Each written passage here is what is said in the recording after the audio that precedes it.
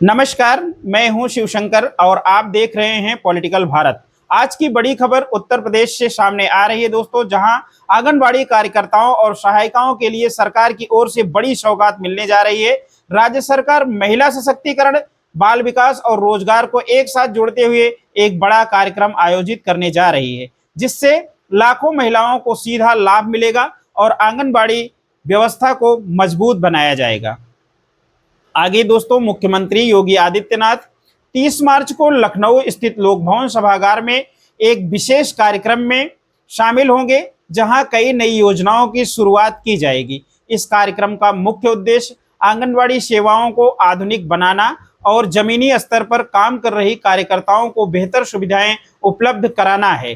दोस्तों, सरकार का मानना है कि अगर आंगनबाड़ी व्यवस्था मजबूत होगी तो बच्चों के पोषण, स्वास्थ्य और शिक्षा में भी बड़ा सुधार देखने को मिलेगा। इसी तरह से इस कार्यक्रम के दौरान बड़ी संख्या में आंगनबाड़ी कार्यकर्ताओं और सहायिकाओं को आधुनिक उपकरण वितरित किए जाएंगे।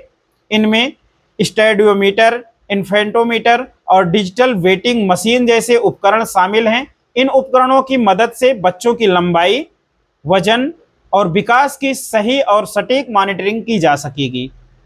इसी तरह से कुपोषण जैसी समस्याओं को समय रहते पहचाना जा सकेगा और उचित कदम उठाए जा सकेंगे।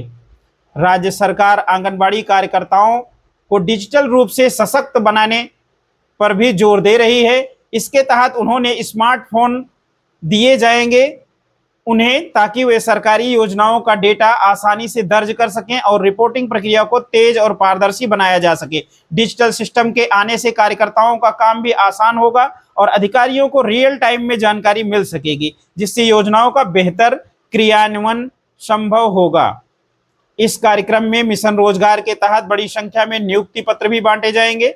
कई जिलों में नई भर्तियों को मंजूरी दी गई है, जिससे हजारों युवाओं को रोजगार मिलेगा। खास तौर पर महिलाओं के लिए यह एक बड़ा अवसर माना जा रहा है, क्योंकि आंगनबाड़ी सेवाओं में महिलाओं की भागीदारी सबसे ज्यादा होती है। इससे ग्रामीण और शहरी दोनों क्षेत्रों में रोजगार के नए अवसर पैदा होंगे। सरकार आंगनबाड़ी केंद्रों के बुनियादी ढांचे में भी मजबूत करने जा रही है। इसके तहत नए मॉडल आंगनबाड़ी केंद्र बनाए जाएंगे और पुराने केंद्रों का आधुनिकीकरण किया जाएगा।